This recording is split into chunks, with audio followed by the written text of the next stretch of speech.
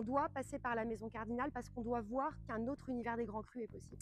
Je m'appelle Caroline de Coster, je dirige la Maison Cardinal avec mon mari Ludovic. Nous sommes à la Maison Cardinal à Saint-Étienne-de-Lys sur l'appellation de Saint-Émilion.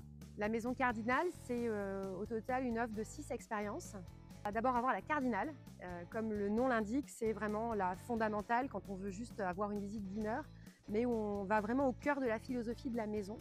Ensuite, on va voir la familiale, c'est les enfants qui font la visite. Et c'est les parents qui suivent leurs enfants et qui voient la visite à travers les yeux de leurs enfants. On a ensuite une autre expérience qui s'appelle la panoramique. Donc c'est une expérience uniquement en extérieur. C'est une visite qui est guidée et les gens vont explorer 8 thématiques au cours de leur parcours. Et ils vont avoir la possibilité de les immortaliser avec un Polaroid. Donc ce Polaroid, il contient lui 8 photos uniquement. Et donc c'est quelqu'un du groupe qui va pouvoir prendre en photo un élément qui concourt à la perception d'un grand vin. On a ensuite la mélodique. Alors c'est une expérience unique où on commence d'abord par la dégustation, mais au travers de la musique. Et surtout comprendre la différence de perception entre 4 millésimes différents. Donc, un château, château Fleur Cardinal, un groupe que je ne donnerai pas parce que c'est la surprise, et puis 4 albums, donc 4 chansons différentes qu'on vient analyser. Et ça, c'est vraiment une expérience incroyable pour tous ceux qui l'ont déjà vécu ici. Ensuite, la secrète. La secrète, c'est pour ceux qui ont vraiment envie d'aller très loin dans la connaissance du vin, en termes de viticulture, de vinification. On a plusieurs éléments assez pédagogiques grâce à des maquettes de pieds de vigne qu'on peut manipuler. La réalité virtuelle qui va nous accompagner pour comprendre, pour voir de ses propres yeux comment se passent les vendanges, alors qu'en fait on n'y est pas encore, mais la réalité virtuelle permet de s'immerger dans ces vendanges grâce à ce concept. La partie élevage avec une visite à distance d'une tonnellerie partenaire. Et on a ensuite la dernière visite qui s'appelle l'extraordinaire. Je l'appelle pour ceux qui ont envie d'avoir quelque chose de nouveau, de différent.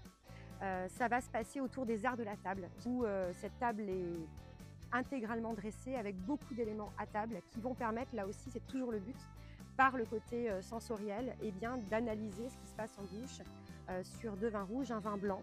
C'est une très très belle expérience dans un lieu privatisé avec une belle ambiance en termes de décoration, d'atmosphère qui permet d'aller loin dans la perception mais aussi le plaisir qu'on a de se retrouver autour d'une belle table.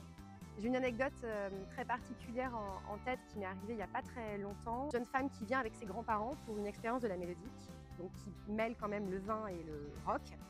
Et je me dis, est-ce que ça va passer? Parce qu'on est sur une tranche d'âge, est-ce qu'elle va apprécier cet exercice un peu étrange et nouveau?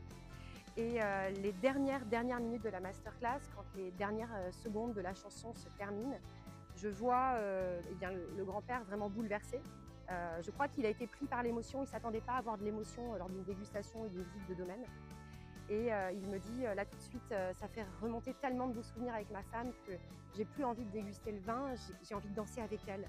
Et je me suis dit, elle est là la finalité de notre métier, c'est l'émotion avant toute chose, on fait des grands vins pour l'émotion. Et quand la personne est capable d'éprouver ça en très peu de temps chez nous, ça veut dire qu'on est dans le juste. Et c'est des belles anecdotes qui me disent, il faut continuer dans ce sens-là, il faut démocratiser les grands vins, il faut libérer la parole autour des grands vins, libérer l'expérience, libérer la dégustation. Et ça, c'est vraiment une anecdote qui m'inspire encore aujourd'hui, qui me donne encore même d'autres idées.